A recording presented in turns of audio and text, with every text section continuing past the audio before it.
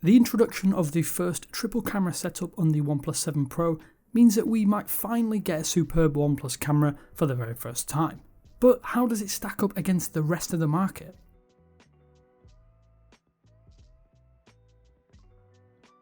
Okay, so these results will be subjective, which is why we'll keep it simple, not to cloud your judgment or add our own biases. Essentially, we're going to follow the format of sample photos so that you can decide for yourself if the 111D XO Mark score is warranted. But before that, a word from our video sponsor.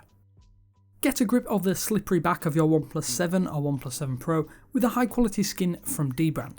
You probably already know that they offer a solid array of premium skins for all kinds of phones and devices, and the OnePlus 7 and OnePlus 7 Pro are now available. All Dbrand skins can be customised in a ton of colours and finishes, from the classic carbon fibre, concrete, marble and even the new honeycomb textured swarm design.